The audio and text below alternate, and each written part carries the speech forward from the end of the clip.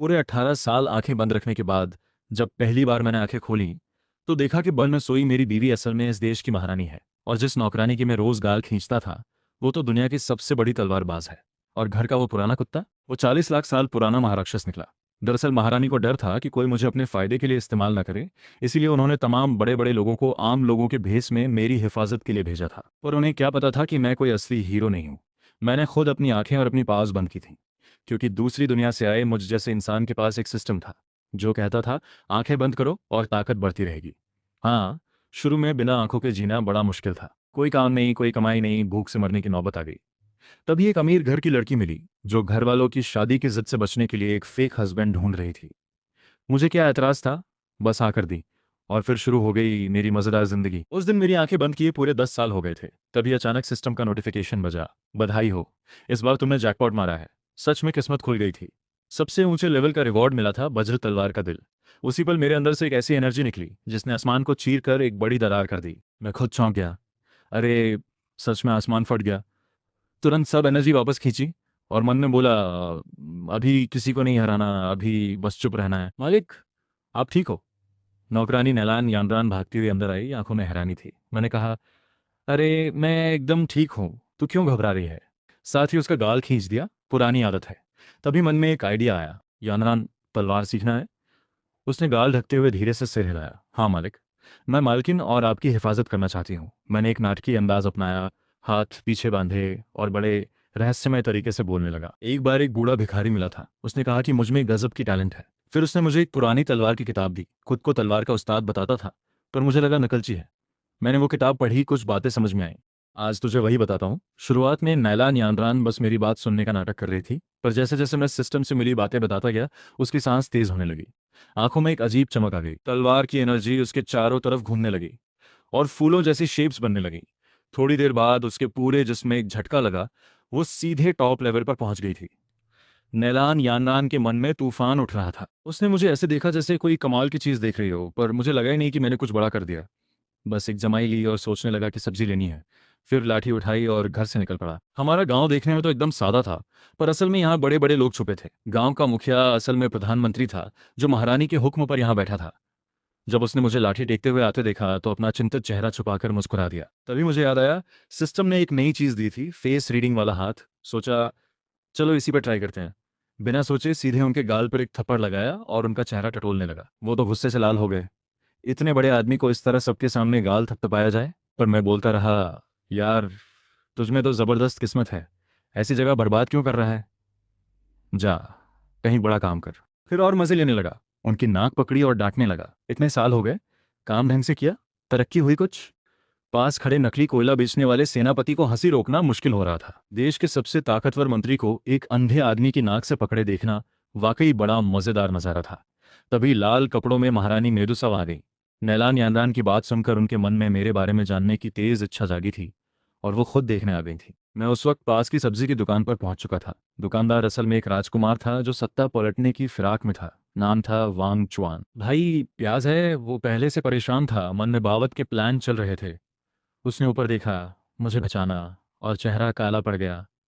मुझसे नफरत करता था वो, क्योंकि उसे लगता था महारानी मेरी वजह से उससे दूर है। उसने सब्जी पटकी और मुझे सबक सिखाने उठा। पर मैंने पहले ही कहा, भाई लगता है तू उत्तर का है। सुन मेरी बात, जल्दी से अपने घर वालों को वहां से निकाल। उत्तर का राजा बगावत करने वाला है और उसका बेटा दिल्ली में घुस आया है। जल्दी ही पूरे खानदान का काम तमाम होगा। ये सुनकर वांग चुआन सन रह गया। गुस्सा डर में बदल गया। उसने कांपते हुए पूछा, तुझे कैसे पता? मैंने हल्की सी मुस्कान के साथ उसके कंधे पर हाथ रखा और कहा, अंधा हूं, इसलिए अंदर की बात दिखती है, इसमें कोई बड़ी बात नहीं। वांग चुआन का मुंह खुला रह गया। उसी वक्त महारानी मेदुसा वहां पहुंच गई। मुझे उनकी मौजूदगी पहले ही महसूस हो गई थी। मैंने मुड़कर उनकी तरफ मुस्कुराते हुए कहा, अरे, आ गए। महारानी ने, पर मैं बिल्कुल बेफिक्र था। बोला, ये झूठ नहीं है। 3 साल पहले जब महारानी गद्दी पर बैठी तभी से उत्तर का राजा चुपके चुपके तैयारी कर रहा है, सेना बढ़ा रहा है, लड़ाके जमा कर रहा है। और अब उसका बेटा वांगचुआन खुद अपने हथियारों को लेकर राजधानी में आ गया है। बस एक इशारे का इंतजार है, फिर लाखों की फौज शहर पर टूट पड़ेगी। बात खत्म होते ही सन्नाटा छा गया। वांगचुआन बुद्ध बन गया। इतने सीक्रेट प्लान को मैंने इस तरह खोल दिया जैसे मौसम का हाल बता रहा हूँ। महारानी की आवाज सख्त हो गई। इसका कोई सबूत है? मैंने एक नाटकीय अंदाज में उंगलियां चटकाई और बोला, सुनो, आज मैं सबके सामने कैलकुलेट करके बताता हूँ। मैंने गिनती शुरू की और एकदम कॉन्फिडेंस से कहा, वांग चुआन के हत्यारे इस वक्त प्रधानमंत्री की हवेली में छुपे हैं और आज रात खून खराबे का प्लान है। नकली मुखिया यानी असली प्रधानमंत्री का मुंह खुला रह गया। ये अंधा सच बोल रहा है।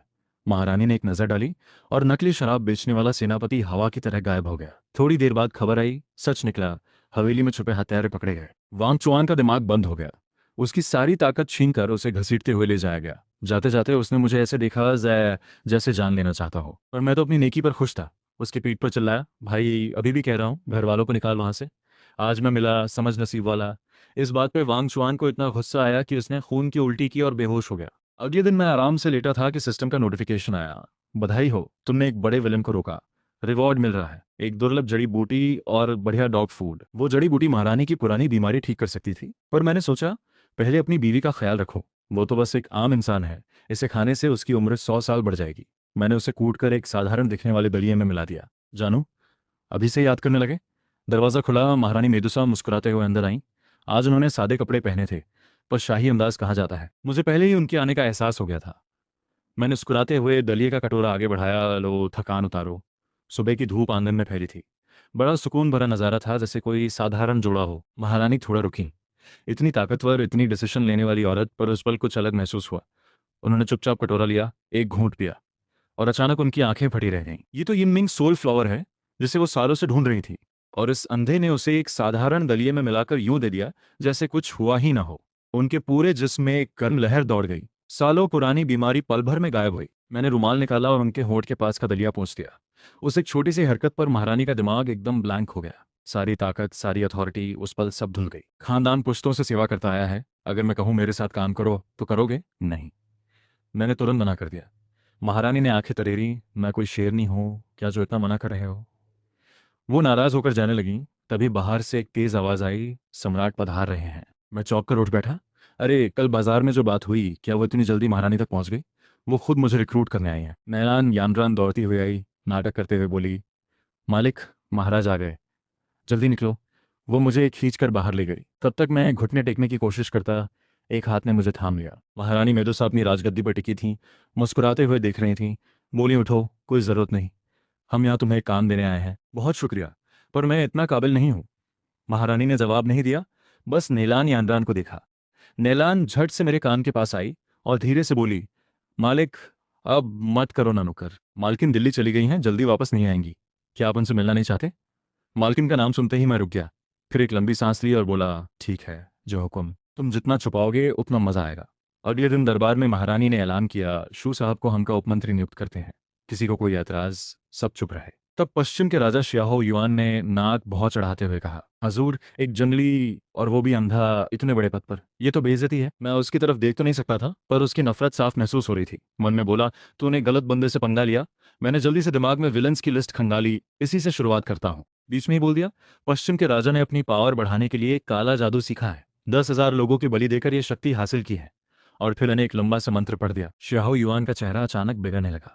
उसके जिस्म से हजारों रूहों की चीखें सुनाई दी, इसे फांसी दो।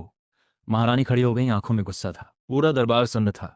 क्या ये अंधा सच में सब जानता है? तभी एक नौजवान अफसर बोला, हजूर, इसने जरूर पहले से जांच पड़ताल की होगी, ये कोई जादू नहीं। मैं उसकी तरफ मुड़कर आराम से कहा, अच्छा, तो फिर सुन, 3 साल पहले जो एग्जाम टॉपर बना था वो नकल करके आया था। तेरे बाप ने एग्जामिनर को रिश्वत देते वक्त डर था कि कहीं वो भूल न जाए, तो उसने जो कोड़ा गिफ्ट किया था उस पर तेरा बचपन का नाम गुड्डू खुदवा दिया था, है कि नहीं? वो अफसर एकदम पीला पड़ गया, टांगे कांपी और धड़ाम से गिर पड़ा। फिर उसे भी घसीटते हुए बाहर ले जाया गया। दरबार में सन्नाटा था। मैंने हल्की सी खांसी की और इत्मीनान से प्रधानमंत्री के सामने जा खड़ा हुआ, हाथ बढ़ाया और उनके बूढ़े चेहरे पर टटोलने लगा। प्रधानमंत्री झेंप और गुस्से से मरे जा रहे थे। मैंने गंभीर होते हुए कहा, प्रधानमंत्री जी, मेरे गांव में एक मुखिया है, नाम है झेंग जूझोंग। उसकी जन्म कुंडली और किस्मत बिल्कुल आपसे मिलती है। मुझे तो लगता है ये आपका बिछड़ा हुआ भाई है। प्रधानमंत्री का चेहरा फड़कने लगा। वो जानते थे कि वो मुखिया खुद उनका ही भेस है, पर सबके सामने मानना पड़ा, हाँ, ऐसा एक बड़ा भाई है। दरबार में फुसफुसाहट शुरू हो गई। प्रधानमंत्री रोने रोने को हो गए। जिंदगी भर की इज्जत एक पल में मिट्टी में मिल गई। उन्होंने दयनीय नजरों से महारानी को देखा। महारानी थोड़ी शर्मिंदा होकर हाथ हिलाया, बस दरबार खत्म। मैं खिसकने की सोच ही रहा था कि महारानी ने आवाज दी, शू साहब, आप दिल्ली में न हो, चलो पैलेस में ही रहो, काम भी आसान रहेगा। मैं थोड़ा चौंका, ये मेरे साथ इतनी फ्रेंडली क्यों है? फिर भी मैंने विनम्रता से मना किया, बहुत शुक्रिया, पर घर में बीवी इंतजार कर रही होगी, देर हुई तो वो चिंता करेगी। बीवी महारानी के मन में एक अजीब सी हलचल हुई। अपनी बीवी से बड़ा प्यार है तुम्हें? मैंने एक लंबी सांस ली और अपनी पुरानी स्टाइल में बोला, दुनिया में बहुत कुछ है, पर जो तीन चीजें सबसे जरूरी हैं वो है सुबह, शाम और मेरी जान। महारानी मेदुसा का चेहरा लाल हो गया। उन्होंने जिंदगी में ऐसा सीधा और जोशीला इजहार कभी नहीं सुना था। दिल धड़कने लगा। शर्म में बोल बैठी, तुमने अच्छा कहा। फिर तुरंत मुंह दबाया और तेज कदमों से भाग गई। मैं सिर खुजाता रहा, ये हुआ क्या? फिर घर वापस आया। दरवाजा खुला तो जानी पहचानी खुशबू आई। अरे तुम कब आई? महारानी थोड़ा शर्माते हुए मिली। मैं मन ही मन खुश हो गया। हाथ पीठ पे बांधे आंगन में टहलते हुए सोचा, अच्छा है, दिल्ली में अब घर भी है, काम भी है। तभी एक कोने से एक पुराना सा देसी कुत्ता भौंकता हुआ निकल आया। जा जा, ये क्या तरीका है? मालिक घर आए हैं, दिखता नहीं। मैंने एक हल्की सी ठोकर मारी। वो असल में एक महाशक्तिशाली दिव्य जीव था, देश का रक्षक। जमीन पर लुढ़का, फिर उठा और गुस्से में झपटने लगा। मुझे एक पल के लिए खतरा महसूस हुआ। बिना सोचे एक तलवार की एनर्जी छोड़ दी। उस डिवाइन कुत्ते के सारे रोंगटे खड़े हो गए। उस ताकत के आगे उसकी रूह कांप गई। और अगले ही पल पूरा एटीट्यूड बदल गया। पूंछ हिलाने लगा, मेरे पैर चाटने लगा। मैंने मुस्कुराते हुए उसका सिर सहलाया। बस इतना ही तो चाहिए था। पहले क्यों नहीं माना? मैलान यानरान पास खड़ी थी, दंग रह गई। ये डिवाइन जीव असली कुत्ते से भी ज्यादा चापलूस निकला। अगले दिन सुबह मैंने सिस्टम की दी हुई जड़ी बूटियां आंगन में लगाईं और डिवाइन डॉग फूड का कटोरा निकाला। वांग चाय, खाना तैयार। दिव्य जीव को लगा, मैं ये सस्ता खाना कभी नहीं। और अगले पल मैंने उसका मुंह कटोरे में दबा दिया। खुशबू ने सारा घमंड तोड़ दिया। ये तो वो दुर्लभ डिवाइन फूड था जो हजारों साल में एक बार मिलता है। एक पल रुका, फिर सिर झुकाकर खाने लगा। पूंछ फैन की तरह हिलने लगी। यार ये तो बहुत बढ़िया है। तभी दोनों लड़कियां बाहर आईं। आंगन में चमकती जड़ी बूटियां देखकर नैलान यानरान को लगा शायद नींद में है।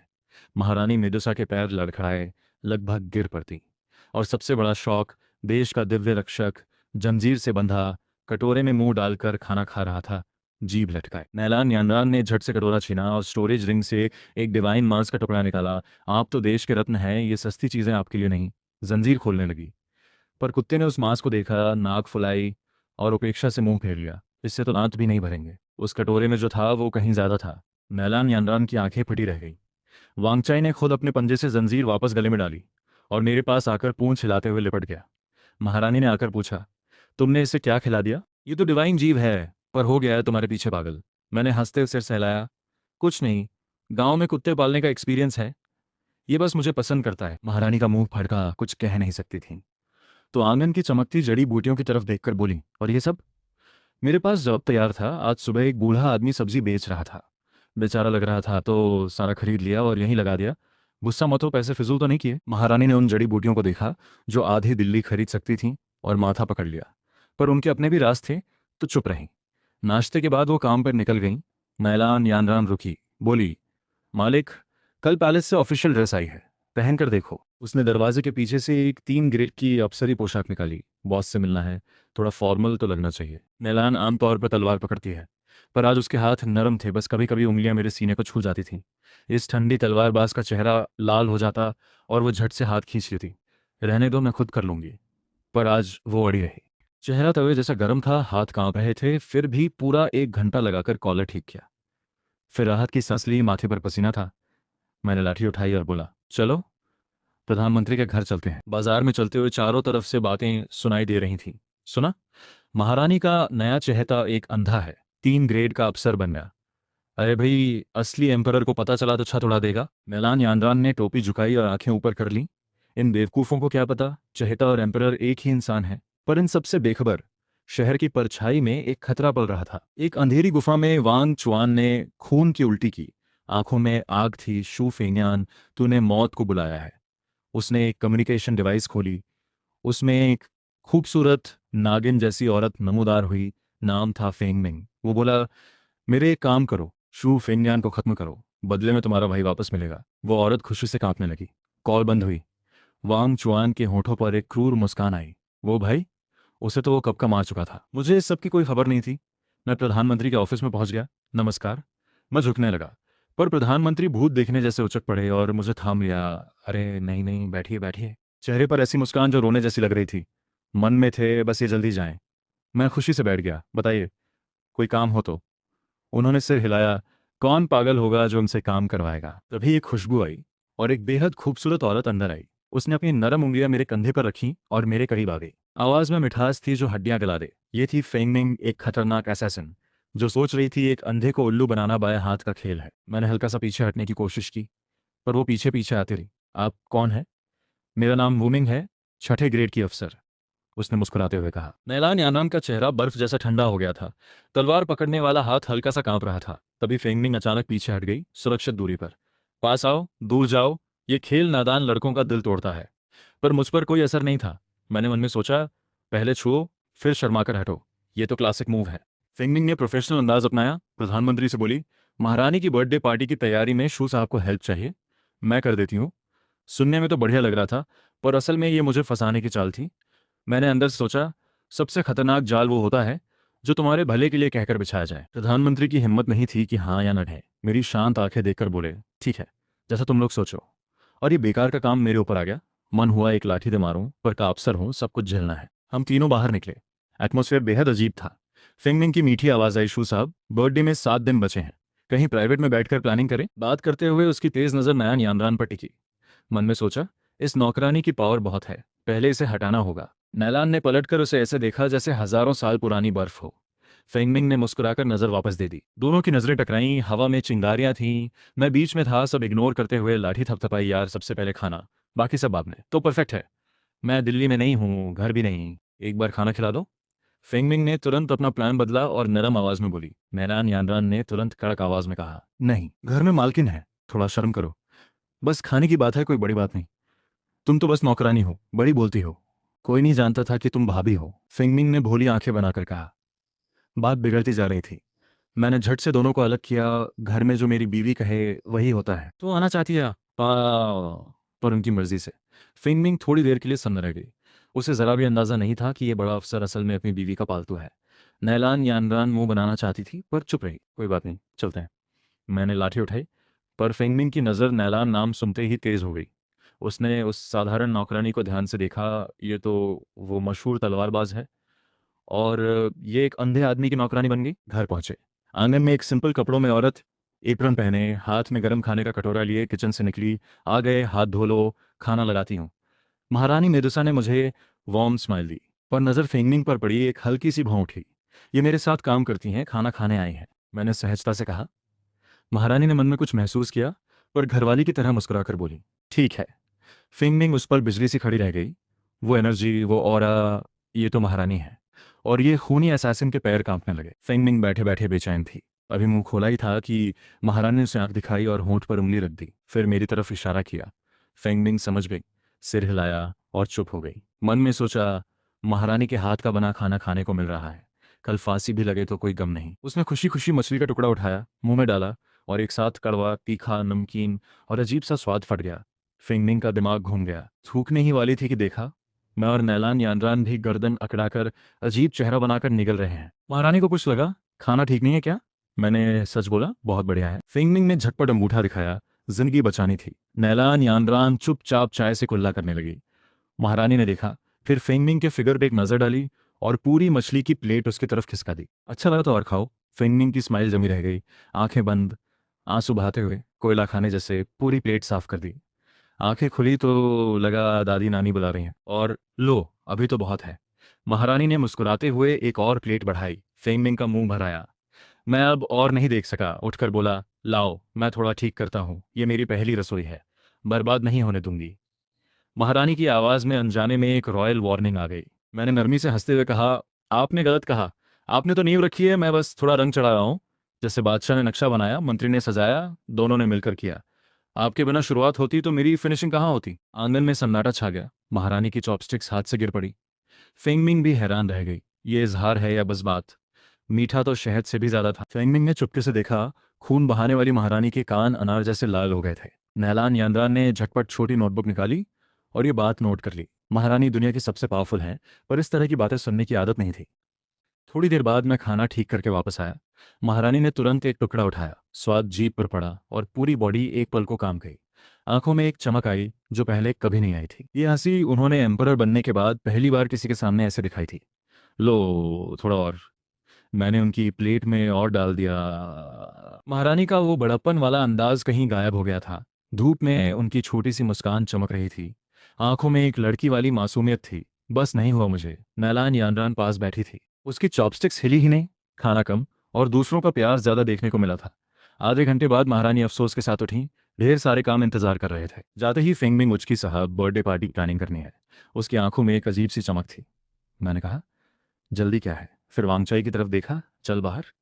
उस डिवाइन जीव ने एक दबी हुई आवाज निकाली। उसे जमीन से चिपक कर बैठना था, ये किसी भी तरह से उसे मंजूर नहीं था। मैंने रस्सी खींची। वो नहीं हिला। मैंने एक ठोकर लगाई, उठ, नहीं तो आज रात तुझे पका दूंगा। वो गुस्से से उछला, पर अगले पल मैंने धीरे से कहा, "ओ, 3, 2, 1।" इसके बाद एक दाना नहीं मिलेगा। अगले ही सेकंड वो उछलकर खड़ा हो गया, पूंछ हिलाने लगा, मेरे पैर चाटने लगा। इज्जत? वो तो डिवाइन फूड के सामने कुछ भी नहीं। मैं खुशी से उसे लेकर निकला। नैलान, यानरान और फेंगमिंग एक दूसरे को देखकर चुपचाप पीछे चल दिए। तभी एक बड़े जनरल शू मोशुआन तेज कदमों से दिल्ली में दाखिल हुए। उनका चेहरा गुस्से से लाल था। बॉर्डर पर जांच में पता चला था कि आधे से ज्यादा कमांडर्स बागी वांग युआन के साथ मिले हुए थे। उन्होंने घोड़े पर बैठे बैठे ही रिपोर्ट लिखी और जल्दी से महारानी के पास भेजी। फिर सोचा, पहले शू फेंगनियान से मिलते हैं, कोई सोल्यूशन निकलेगा। पर रास्ते में जो नज़ारा देखा वो याद आने वाला था। मैं एक पेड़ के पास खड़ा था, बड़बड़ा रहा था, जल्दी कर, इतनी देर से घुमा रहा हूँ। कुत्ते ने इधर उधर देखा, कोई जानने वाला नहीं। नैलान भी चुप रहेगी। हिम्मत करके पैर उठाया। ठीक उसी पल मेरी आवाज़ आई और वो जम गया, रुक नहीं सका। एक काम हो गया, साथ में सिर धीरे धीरे घुमाया। जनरल की नज़र से नज़र मिली। जनरल वहीं खड़े रह गए, आंखें मली। ये देश का डिवाइन रक्षक एक पेड़ के नीचे, सड़क किनारे, ऐसे। कुत्ते ने पैर नीचे किए और एकदम ब्लैंक एक्सप्रेशन के साथ दूसरी तरफ देखने लगा। वो फ्रेंडशिप एक झटके में खत्म हो गई। मुझे किसी के आने का अंदाजा हुआ। हंसते हुए कंधे पर हाथ रखा। अरे भाई, तुम दिल में? चलो चाय पिलाता हूँ। जनरल ने जैसे तैसे कहा, बस किसी से मिलने आया था। पास खड़ी फेंगमिंग सन थी। ये तो 6 देश जीतने वाले जनरल हैं और इनके सामने इस अंधे की हालत। नैलान यानरान ने धीरे से मेरी बांह खींची। मालिक, बर्थडे पार्टी याद है? हाँ हाँ, सही कहा। मैंने माथा ठोका। जनरल से बोला, आज काम है, माफ़ करना, फिर कभी बैठते हैं। और रस्सी खींचकर वापस चल दिया। तभी सिस्टम का नोटिफिकेशन बजा, बधाई हो, एक बड़े विलन को कमज़ोर किया। रिवॉर्ड, एक टॉप लेवल टेक्निक और 20 साल की प्योर एनर्जी। एक झटके में मेरे अंदर पावर की बाढ़ आ गई, सीधे अगले बड़े लेवल पर पहुंच गया। और बोनस, 3 ऐसे क्लोन्स बना सकता था जो मेरी ही 60% ताकत रखते हों। वापस आकर मैं और फिंगमिंग बगीचे में बैठकर पार्टी की प्लानिंग करने लगे। उधर वांग चुआन को पता चला कि उसके बॉर्डर के आदमी पकड़े गए। गुस्से में उसने एक पुराना अजीब सा आंख जैसा पत्थर निकाला, बड़े पुराने जमाने की चीज, जिस पर ये निशान लगे वो छुप नहीं सकता। उसने एक्टिवेट किया। सोचा फिंगमिंग की जासूसी करें। पर स्क्रीन पर जो दिखा, उससे दोबारा बिजली गिरी। बगीचे में फूल उड़ रहे थे। फिंगमिंग दोनों हाथों पर ठोड़ी टिकाए बड़ी बड़ी आंखों से मुझे देख रही थी। उसकी आवाज में मिठास थी। अभी सोच रही हूँ। मैंने हंसते हुए कहा, कोई बात नहीं, आपका कुत्ता बड़ा अच्छा है। कैसे सिखाया? खाना बंद करो, सीख जाएगा। दोनों हंसी मजाक में थे और स्क्रीन पर दिख रहा था एक ट्रेंड असैसिन पूरी तरह पिघली हुई। वांग चुआन को उल्टी होने वाली थी। उसने स्केलर पर इतनी मेहनत की और वो उसके दुश्मन के साथ इस तरह बैठी है। गुस्से में वो पीछे गिरा, पर्दा गिर गया।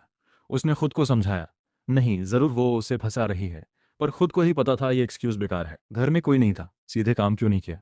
उधर बगीचे में फेंगमिंग ने पूछा, साहब बर्थडे पार्टी कैसी होनी चाहिए? मुझे हंसी आई। ये तो बस एक बड़ा कंपनी इवेंट है। पहले फेस्टिव माहौल बनाओ, फिर बड़े बड़े लोगों को बुलाओ, खाना पीना हो, फिर कुछ एंटरटेनमेंट, डांस, पोएट्री, म्यूजिक, सबसे गिफ्ट्स लो, अंत में एक फाइट कंपटीशन। मैंने एक रेडीमेड प्लान निकाला और उसे दे दिया। फेंगमिंग ने ऐसे लिया जैसे खजाना मिल गया। माथे से लगाया, पढ़ने लगी। साहब ये तो कमाल है।